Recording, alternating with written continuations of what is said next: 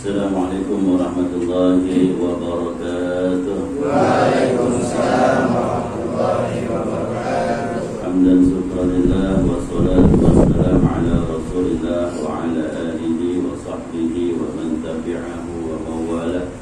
Asyhadu an la ilaha illallah wahdahu la syarika lah wa asyhadu anna sayyidana Muhammadan abduhu wa rasuluhu la nabiyya ba'dah.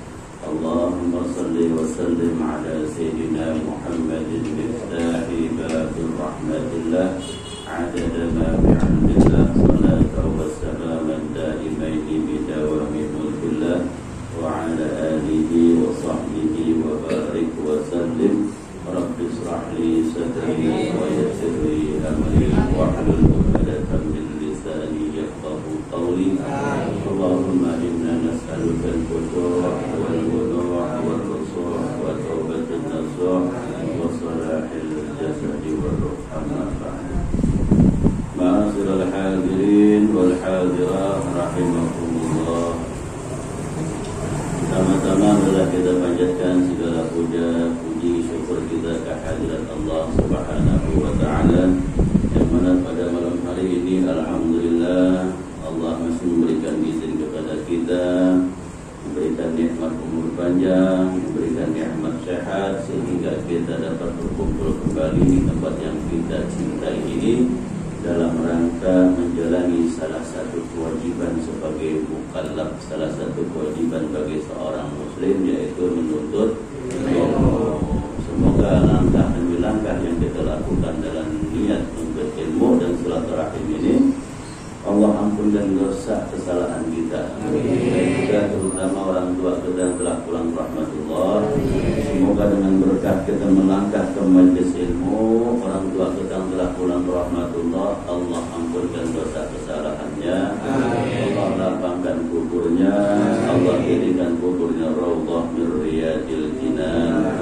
Semoga orang tua kita yang masih ada, dengan berkah kita melangkah ke majlis ilmu ini, Allah sehatkan jasmani rohaninya, panjangkan umurnya, fi ta'atillah wa fi ta'atir rasulih, dan Allah kabulkan hajatnya.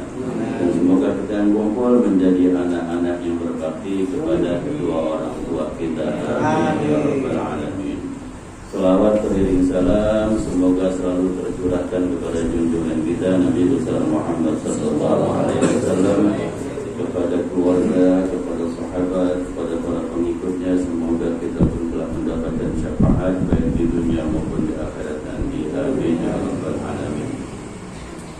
Yang sama-sama kita hormati alhamdulillah orang tua kita Bapak Haji Ahmad Kosasi, yang alhamdulillah setiap malam Sabtu dengan setia menemani kita di dalam thalaqul ilmi. Semoga beliau selalu dalam lindungan Allah.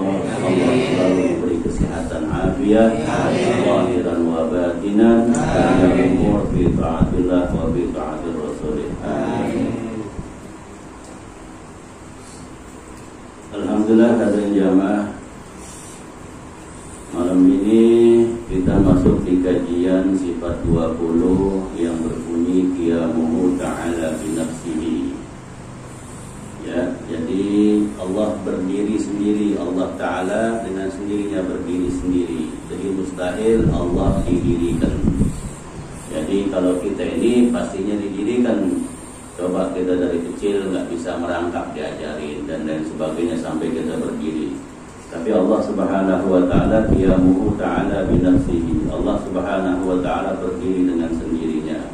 Maka firman-Nya, dalilnya, innallaha la ghaniyun 'anil 'alamin. Sungguhnya Allah Ta'ala yang kaya daripada sekalian alam. Jadi Allah Maha Kaya. Maka patut bagi kita orang yang beriman meyakini bahwa beriman bahwa menyatakan hajat-hajat kita. Kita sebagai hamba ini punya hajat banyak kepada Allah, dan kita sebagai hamba adalah yang fakir. Allah adalah yang Maha Kaya. Itu sifat daripada sifat 20 qiyamuhu ta'ala binafsihi. Sekali lagi saya himbau, saya beritahu bahwa sifat Allah itu tidak terhingga banyaknya. Tapi yang wajib kita ketahui ada 20. Enggak diwajibkan semuanya kita harus mengetahui, cuma 20 sifat yang wajib diketahui. Bukan berarti memperkecil sifat Allah, tidak. Tetap sifat Allah banyak yang wajib diketahui, hanya 20 sifat. Yang mustahil pun 20 sifat. Nah, di antaranya malam hari ini qiyamuhu ta'ala binafsihi. Allah Subhanahu wa taala berdiri sendiri. Jadi nggak butuh sekutu. Kalau kayak kita nih butuh teman. Kalau kita payah, teman kita yang bantuin. Nah, kita butuh syarikat, butuh bantuan. Tapi Allah Subhanahu wa taala tidak membutuhkan segala sesuatunya. Makanya subhanallah, Allah maha suci. Nah, itu sifat 20 yang berbunyi qiyamuhu ta'ala binafsihi. Selanjutnya kita masuk ke keterangan yang minggu lalu tentang memilih ilmu, memilih guru, memilih kawan, dan tabah dalam belajar. Jadi ilmu kudu dipilih, gitu ya. Ilmu yang mana? Ilmu yang memang Allah ridhai. Karena ada dua ilmu, ada yang Allah ridhai, ada ilmu yang tidak Allah ridhai. Dan ilmu yang Allah ridhai terbagi lagi, ada ilmu fardu ain, ada ilmu fardu kifayah. Fardu ain terbagi dua lagi, ada yang fardu ain saat ini, ada fardu ain saat akan datang. Nah, itu diantara ilmu yang harus kita pelajari, diantaranya yaitu tentang belajar ilmu tauhid. Nah, kita masuk ke ilmu tauhid ini, sifat daripada sifat Allah Subhanahu wa ta'ala. Karena apa kalau nggak belajar ilmu tauhid? Ya, fa inna imanal muqallidi wa in kana sahihan. Sesungguhnya orang yang beriman tanpa dia mengetahui dalil-dalilnya, maka dia imannya dikatakan benar. Ya, di kalangan ahli sunnah wal jamaah. Ya, lakin yakunu asiman, tapi orang tersebut berdosa. Timbang iman pada Allah, dia nggak mau belajar. Maka selama dia nggak belajar, bitarkil istidlal, tidak mau mempelajari ilmu tauhid, maka dia berdosa. Nah, alhamdulillah kita malam hari ini sedikit demi sedikit ya mempelajari ilmu tentang keesaan Allah Subhanahu wa ta'ala. Karena tidak sah seseorang menyembah kepada yang Maha Pencipta kalau dia tidak mengenal siapa yang disembah, itu Allah Subhanahu wa ta'ala. Paham ya? Nah, kalau paham, kita lanjutnya kepada perintah Nabi kita Muhammad sallallahu alaihi wasallam. Tadi kita sudah mengetahui ilmu yang harus kita pelajari. Di antaranya yang pertama ilmu tauhid. Nah, sekarang tentang perintah Nabi kita Muhammad sallallahu alaihi wasallam. Nabi kita memerintahkan kepada kita di antaranya yang pertama, kita harus gemar bersedekah. Yang kedua, gemar mengasih makan orang yang lapar. Ketiga, silaturahim. Keempat, qiyamul lail. Nah, kira-kira di empat ini kita udah ngerjain belum?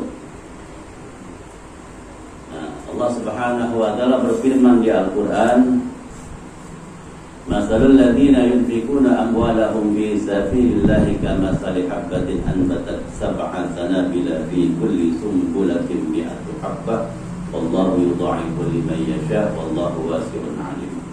Jadi perumpamaan orang yang bersedekah itu perumpamaan seperti satu biji belah jadi 7. Nah, dari 7 biji ini belah jadi 100. Itu perumpamaan kebaikan pahala yang Allah berikan bagi orang yang bersedekah. Wallahu yudha'ifu liman yasha. Allah melipatkan balasannya berlipat-lipat bagi orang yang bersedekah. Karena sedekah itu ya adalah investasi kita nanti di alam akhirat. Nanti orang yang sering sedekah itu dia akan beruntung. Maka dalam hadis Nabi, as-shadaqatu sirru tudfi'u ghadabur rabb. Orang yang gemar bersedekah secara diam-diam itu mematikan murkanya Allah Subhanahu wa ta'ala, memadamkan kemarahan Allah Subhanahu wa ta'ala. Nah, kita sebagai hamba Allah pasti kan banyak dosanya, banyak salah kita. sehingga Allah murka pada kita. Murkanya diantaranya apa? Hidup kita payah bener, kesono mentok, kesini mentok, ya kan ngerasain gitu ya. Ya ngojek nggak ada mau naik, ya hampir banyak kempes dan lain sebagainya, usaha segala macam seret. Nah, itu diantaranya Allah negur. Makanya berbanyaklah sedekah, karena sedekah itu bisa memadamkan kemurkaan Allah Subhanahu wa Ta'ala. Dan dalam hadis Nabi yang lainnya, wa man tasaddaqa faqad fakka lahyas sab'ina saytan. Siapa yang orang bersedekah, siapa yang bersedekah, sungguh dia telah mengalahkan 70 lahyina saytan. Yaitu 70 syaitan. Jadi orang yang bersedekah sebenarnya orang yang kuat. Kenapa? Bukan satu setan lagi dikalahin, 70 setan, itu luar biasa. Maka orang yang bisa sedekah, dia telah mengalahkan 70 setan. Lahya maksudnya bisikan. Karena orang kalau mau bersedekah pasti bisikan ada aja. Inilah, itulah, inilah, itu kan nggak jadi. Nah, ada ulama kita pas nerangin hadis seperti ini. Hadisnya seperti saya bacakan. Man tasaddaqa faqad fakka lahya sab'ina syaitan. Siapa yang bersedekah sungguh dia telah mengalahkan 70 setan. Nah, ini ulama lagi nerangin seperti ini, yang ngaji kayak gini tahu buru-buru pulang. Karena dia pengen ngamalkan hadis ini. Pulang dia habis ngaji pulang, buru-buru dia mau ngamalkan. Di tengah jalan dia berhayal, ini kalau saya sedekah saya bisa ngalahin 70 syaitan, bukan satu lagi 70. Akhir sampai rumah dia kumpulin hartanya yang ada, dia rapiin, dia buntel, dia mau kasih ke yang berhak. Begitu dia mau buntel, mau rapiin, istrinya keluar. Begitu keluar nanya, bang ini apaan nih, bahasa kita? Bang ini apa ini bang? Ya ini makanan, kue segala macam kita kasihin ke tetangga kita yang pada susah. Apa jawab istrinya? Jangan bang, kita juga masih butuh, kita masih perlu. Apa orang sih dipikirin? Udah ini jangan, ntar anak kita butuh, kita juga masih pengen, kita juga masih membutuhkan barang ini, jangan dikasih. Pokoknya segala macam dah perkataan istrinya dah. Akhirnya ujung-ujungnya suami nggak jadi buntel itu, buntel untuk memberikan kepada yang berhak. Langsung ditaruh, dia kembali lagi ke gurunya. Datang ke gurunya, assalamualaikum wahai guru. Waalaikumsalam. Kata guru, lah kan ngaji udah selesai, itu baik lagi aja. Begini guru, tadi kan guru nerangin, man tasaddaqa faqad fakka lahya sab'ina syaitan. Siapa yang bersedekah maka sungguh telah mengalahkan 70 syaitan. Iya betul. Ya saya amalin guru, kata gurunya, alhamdulillah bagus. Bukan begitu guru. Saya boro-boro ngalahin 70 setan. Satu setan di rumah saya nggak bisa ngalahin. Kata ini orang ini, jadi satu setan di rumah nggak bisa digalahin, apalagi 70 setan. Akhirnya saya nggak jadi sedekah. Maka sedekah itu sangat besar ganjarannya, ya. Orang hajat pengen segala sesuatu bersedekah. Yang kedua, ngasih makan, ya, ngasih makan orang. Nabi kita, Nabi Ibrahim itu kalau dia mau makan, dia jalan semil 2 mil nyari temen buat bareng makan. Sayyidina Ali pun sama, kalau 1 minggu nggak ada orang yang makan di rumahnya dia nangis. Karena apa? Takut Allah murka. Kok kebaikan nggak ada? Tuh orang-orang dulu seperti itu. Kalau kita nggak lagi makan tutup pintu kan, takut daman lewat. Daman ngomong tutup pintu. Biasanya kalau dia jam siang-siang sudah kelalang keliling tutup. Kalau kita begitu kan, kenali bolong lagi makan tutup pintu rapat-rapat supaya nggak kelihatan nama yang lain. Tapi orang-orang soleh zaman dulu enggak. Dia ngajak, ayo makan bareng. Itu. Karena apa? Itu itu gunanya kebaikan, karena berlipat ganda balasannya yang akan Allah berikan nanti, bukan hanya di dunia tapi juga di akhirat. Nah, berbicara tentang sedekah, ya, kebesaran sedekah, ada di abad 5, abad 6 seorang ulama yang besar, ya, ulama besar kalau bikin pengajian ini satu kota semuanya ngaji. Ada kan, alhamdulillah ya, satu RT semuanya ngaji, saking gak muat separuh di luar.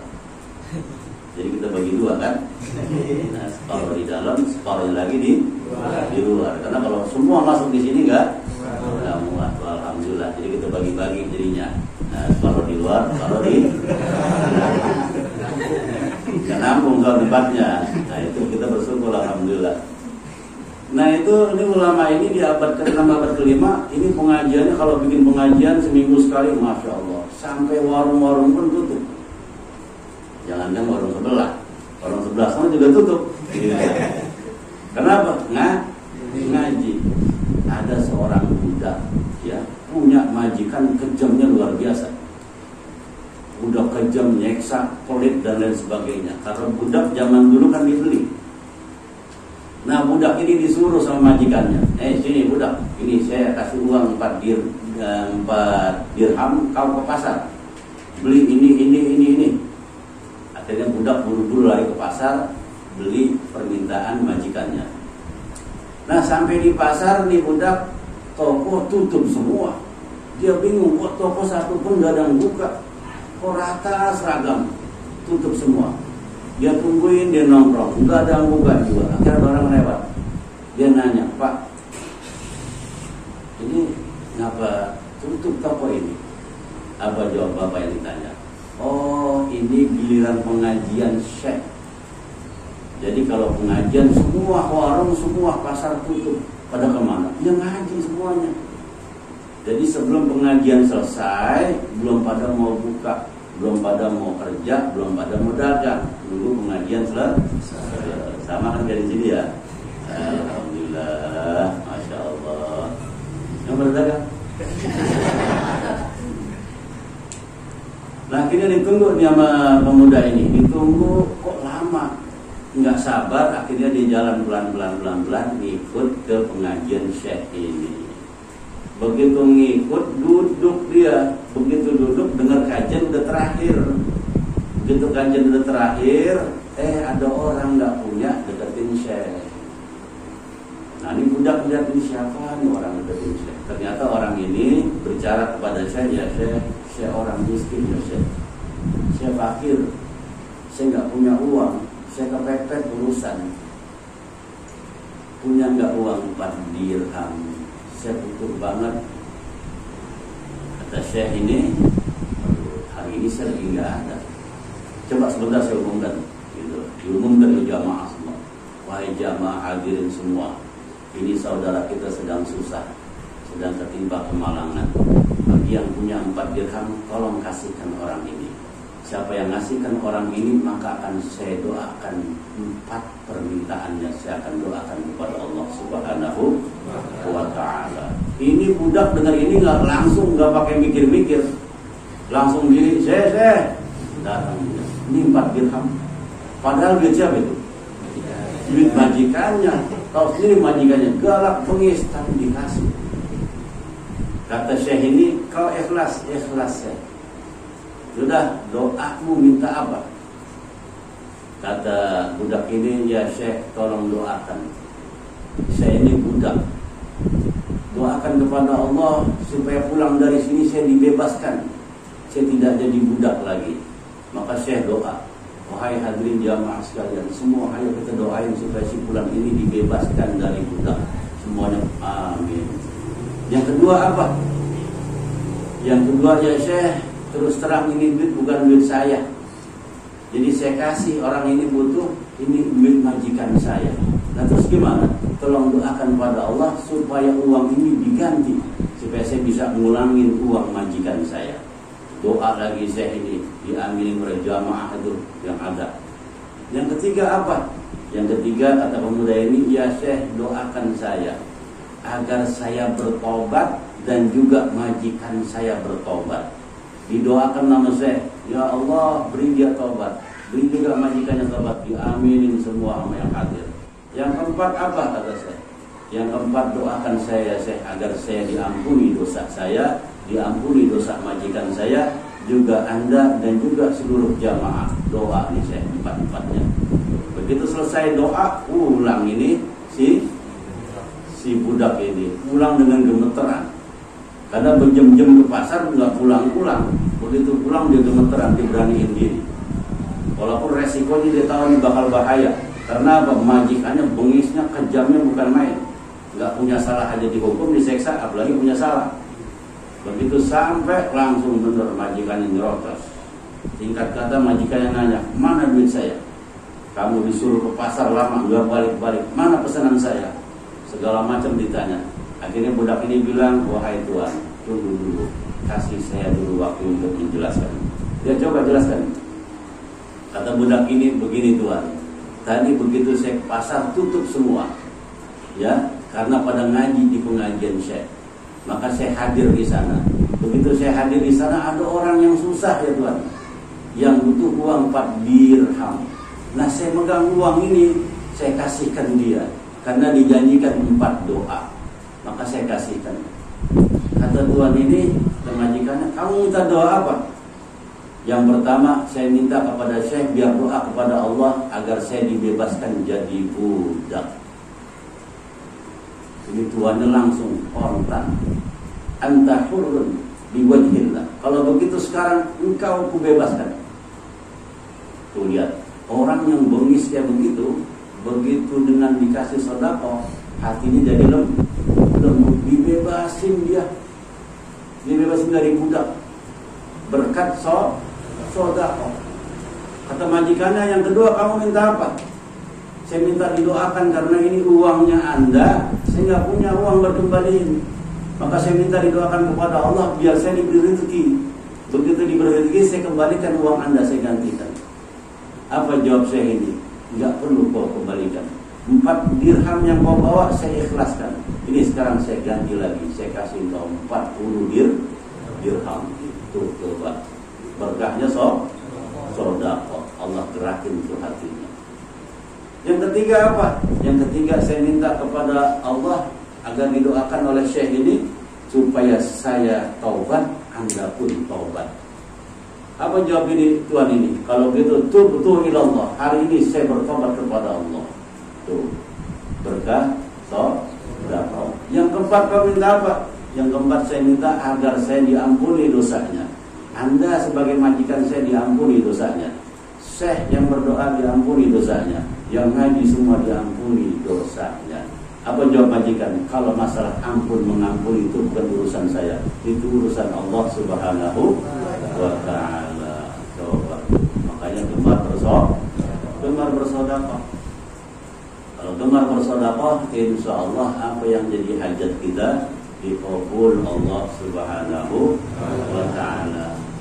Ya, yang sekarang pengen dapat jodoh solehah, naruh ya Allah, kalau kau terima ini sedekah, datengin aku saya jodoh yang solehah, ada cakepan, taruh bunyi penting. Kata malaikat, dari bocah, benar gopek, tidak cakep. Ya, naruh gopek minta solehah, cakep lagi.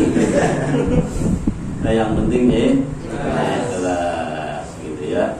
Lazimin tuh sedekah. Misalnya, ya Allah, sampai sekarang saya belum punya anak, saya sedekah. Sedekah. Nah, ada kisah nih lantaran saya ngeliat yang Blaono nggak punya anak, saya nggak sebut namanya ya. Ntar ini, yang penting di kisah ini ambil pelajaran. Ada di zaman Nabi Musa, ya, orang perempuan umur udah hampir 50, belum punya anak. Akhirnya datang ke Nabi Allah Musa. Sampai ke Nabi Allah Musa, ya Nabi Allah Musa, engkau kan Nabi Allah, doamu dikabul Allah tidak terhalang, tolong doakan saya. Kata Nabi Allah Musa, memang apa hajatmu kepada Allah? Saya sudah lama nikah, sampai sekarang usia mau 50 belum juga punya anak. doakan saya biar mengandung, saya biar punya keturunan. Doa Nabi Allah Musa. Begitu doa, turun malaikat Jibril ngasih firman Allah, ya Musa, ini perempuan yang kau doakan gak akan punya anak. Karena apa? Allah sudah tetapkan dirinya mandul, kagak punya anak. Apa jawab Nabi Musa? Kok pulang dah? Kenapa? Ini kata Allah Ta'ala belum mau punya anak. Mandul loh, pulang dah. Pulang dia. Tahun berikutnya nih datang lagi. Gigih ini orang. Walaupun sudah Nabi Allah Musa bilang mandul, karena dari Allah Subhanahu wa Ta'ala, dia datang lagi. Datang lagi, assalamualaikum, waalaikumsalam. Kata Nabi Musa, ya lu lagi. Ada apa ini? Begini Nabi doain saya. Maksudnya apa? Supaya punya anak. Nah tahun lalu kan udah doain, emang kagak bakal punya anak. Apa gigih banget sih lu? Dia doain dah. Kan doa Nabi kan gokul. Doain saya biar saya supaya cepat punya anak. Doa lagi Nabi Allah Musa. Turun lagi malaikat Jibril ngasih tahu, ini wanita nggak bakal punya anak karena memang sudah ditetapkan mandul gitu. Nah udah mulai puyeng yang di belakang. Jangan-jangan bini-bini mandul gitu. Pulang ini perempuan yang umur udah 50. Begitu dia pulang, tahun berikutnya Nabi Allah Musa lewat jalan. Begitu jalan ngelihat ini orang yang perempuan, lah lagi gendong bocah itu orang. Itu doa yang dibilang orang yang dibilang mandul lagi gendong sambil jalan. Nabi Allah Musa takjub. Ya, ini ramah-ramahnya anaknya dia apa anak tetangga ya? Dipanggil, mbak, mari dah. Kata Nabi Allah Musa. Ya ada apa Nabi? Lah iki bocah sopo iki? Kata Nabi Allah Musa. Lah ini anak saya gitu. Nah kan Allah bilang kamu gak bakal punya anak. Kok bisa ini? Kata Nabi Allah Musa, ojo ngoposi gitu ya. Apa artinya itu? Jangan bohong gitu. Kata dia, enggak bohong kan. Nabi Allah Musa mau jawab ya. Kagak bohong saya gitu. Ini anak saya. Jangan bohong nih. Ntar anak tetangga lagi digendong. Enggak, ini anak saya. Turun malaikat Jibril. Ya Nabi Allah Musa. Ya Musa, kata Nabi malaikat Jibril. Itu memang anaknya. Gitu. Terus Nabi Musa bertanya, kan Allah sudah tetapkan bahwa dia tidak punya anak mandul. Allah berfirman, Allah Maha Pengasih, Allah Maha Penyayang. Walaupun sudah ditetapkan bahwa ini orang nggak punya anak, tapi Allah karena Maha Penyayang, dikasihlah oleh Allah Subhanahu wa Ta'ala anak. Tuh ingat tuh. Jadi Allah Maha Pengasih, Maha Penyayang. Dengan penyayangnya Allah Subhanahu wa Ta'ala, maka dirubah ketetapannya tuh. Maka yang sekarang belum punya anak, doa banyakin, ya Rahman, ya Rahim, irham. Tuh, biar dikasih rahmat, karena rahmatnya Allah luas. Rahmatnya Allah bisa menutupi murkanya. Ya, rahmatnya Allah bisa mengganti ketetapannya. Maka ya Arhamar Rahimin irham, sambil doa bawa juga bini ke terapis gitu ya, ke material kemana. Nah itu berobat maksudnya, ke material. Bawa tuh, udah ke terapis, udah doa, tawakal sama Allah. Ya, begitu tawakal belum juga punya anak seumpama, ya udah praktekin ilmu Nabi Ibrahim. Mau tau nggak caranya? Mau tau nggak? Nabi Ibrahim itu 85 tahun ya belum punya anak. Usia 85 tahun belum punya anak, doa. Akhirnya diberi anak sama Allah Subhanahu wa Ta'ala. Mau tau nggak caranya? Bener nih? Bener yang belum punya anak mau tahu? Begitu Nabi Allah Ibrahim doa belum punya anak sama istri yang pertama, akhirnya Nabi Ibrahim nikah lagi ke bini yang kedua. Itu resep. Ya resep ini resep catat. Nah, barangkali udah doa, udah istighfar, udah segala macam, ya pakai jurus yang kedua. Ya, jurus Nabi Ibrahim istri pertama namanya Sarah. Istri kedua namanya Siti Hajar. Begitu nikah sama Siti Hajar, akhirnya Siti Hajar hamil. Istri tuanya ngelihat, untuk bini muda hamil. Dan kita belum juga doa. Akhirnya dua-duanya hamil. Tuh praktekin silakan. Ya. Kalau emang belum punya anak. Ini sampai di mana jadi lupa saya. Sampai tadi di sedekah. Ya, orang yang sedekah itu pahalanya luar biasa. Yang kedua, ketiga silaturahim. Nanti silaturahim saya jelaskan di pondok insyaallah besok malam. Ya, hadir ya. Nah, yang terakhir qiyamul lail. Yang terakhir itu bangun malam. Nah, di bangun malam itu ada dua, ada qiyamul lail, ada tahajud. Kalau tahajud kudu pakai tidur dulu, walaupun sedikit.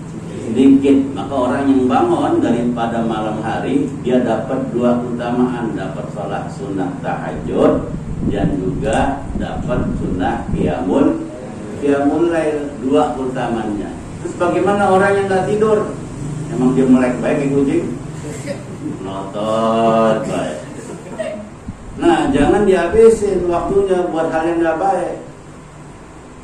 Dia baca Quran, atau dia zikir, atau dia sholat 2 rakaat, itu dapat pahala qiyamul lail. Itu cuma satu. Gimana orang yang tidur? Begitu tidur bangun jam 2. Begitu bangun jam 2 ke kamar mandi, kirain mau ambil wudhu, kencing ataunya. Begitu kencing, ya buang air kecil. Begitu dia ngantuk berat, masuk lagi ke tempat tidur, jangan lupa sedikit walaupun baca subhanallah, subhanallah, subhanallah. Emang bilang itu sudah dinilai dapat pahala qiyamul lail. Tapi jangan begitu terus, gitu ya. Harus dirubah, pelan-pelan dirubah. Karena apa? Allah Subhanahu wa Ta'ala menjanjikan di sepertiga malam, wahai hambaku, siapa yang minta ampun maka ku ampuni. Siapa yang minta taubat, ku terima taubatnya. Siapa yang minta hajat, ku kabulkan hajatnya. Itu di sepertiga malam, tiap malam.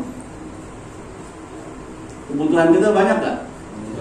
Padahal Allah udah kasih sediain itu tempat di sepertiga malam. Siapa yang minta ampun, aku ampuni. Siapa yang bertobat, ku terima tobatnya. Siapa yang punya hajat banyak, ku kabulkan hajatnya. Di sepertiga malam Allah udah kasih jaminan. Kita kemana? Ayo, seumpama nih, di sini ada orang kaya luar biasa, ngomong di tengah-tengah sini, jamaah, ntar malam ke rumah jam 2 ya. Apa aja kalau yang datang ntar ke rumah mau minta mobil saya kasih, mau minta motor saya kasih, mau kawin ke pentok sama modal saya modalin. Seumpama begitu, jam 2 datang ke rumah. Jangan enggak, kira-kira datang nggak kita? Rame-rame. Itu manusia yang janjiin, kita berebut. Itu Allah Ta'ala janjiin kita sepertiga malam terakhir. Hai hambaku, yang minta taubat ku terima taubat, yang minta ampunan ku ampuni, yang minta hajat, apa hajatnya aku tunaikan. Tuh ingat tuh, di sepertiga malam. Udah mulai sekarang berubah. Jadi lagi kiamat bukan kawin. Ya. Doa ya Allah, datangkan saya istri yang saleh. Yang perempuan juga sama, ya Allah, datangkan saya suami yang soleh. Itu ada di sini. Alhamdulillah. Coba. Enggak bingung-bingung cari laki yang soleh. Sudah ada di situ. Silakan untuk pilih datu. Ya. Nah itu Allah sediakan sepertiga malam. Sekarang kita pikir dah, tadi aja orang kaya janjiin kita jam 2, kita langsung buru-buru datang. Apalagi Allah Ta'ala sepertiga malam, setiap malam. Maka pulang dari sini setiap malam, udah minta sama Allah. Kalau emang kita nggak bisa tidur malamnya, udah pokoknya pegang tasbih, baca sholawat, ibadah sholat, minta ya Allah, udahin urusan saya. Teman-teman udah pada habis berkawin semua ya Allah. Enggak saya doang di kampung udah kayak Pak Kukara. Saya datangin jodoh, enggak mau. Ya, ingat tuh. Jadi di sepertiga Pak. Nah, mudah-mudahan kita bisa ngamalkan sedikit-sedikit apa yang kita dapat pada malam hari ini. Mudah-mudahan berkah, manfaat. Lebih kurangnya apabila yang saya sampaikan kurang berkenan atau menyinggung perasaan daripada yang hadir, saya minta dibukakan pintu seluas-luasnya, pintu maaf yang seluas-luasnya. Sekian yang dapat saya sampaikan. Mari kita baca doa penutup. Setelah itu kalau ada mau bertanya silahkan. Mari kita baca doa penutup daripada majelis kita ini. Bismillahirrahmanirrahim. Ya Rabbana tarafna bi annana tarafna wa annana asrafna ala ladha asrafna fatub alaina tawbah tafsir kulla awbah wastur lana awrati wa amin rawati waghfir li walidina rabbi wa maulidina wal ali wal ikhwani wa sairil ikhwani wa kulli di mahabbah aw jiratil asubah wal muslimina ajma' amin rabbi asma' wahlan wa julamanna la biktisabi minna bil mustafa rasulillah bi kulli suli sallallahu wa sallam rabbi alaihi adda nabi wa ali wal ashabi idada tasis wahdi walhamdulillahi bil badi wat tanai alhamdulillah ala ni'amillah alhamdulillah ala barakatillah alhamdulillahi hamdan yuwafi ni'amahu wa yukafi'u majidah walhamdulillahi rabbil alamin. Ya Rasulullah salamun alayka rafi'al syani wa daraji. Ya Rasulullah salamun alayka rafi'al syani wa daraji. Ya Rasulullah salamun alayka rafi'al syani wa daraji. Allahumma salli wa sallim wa barik alaihi. Subhanakallahumma bihamdika asyhadu an la ilaha illa anta astaghfiruka wa atubu ilaik. Sekian, lebih kurangnya mohon maaf. Hadanallahu yakum ajma'in. Assalamualaikum warahmatullahi wabarakatuh.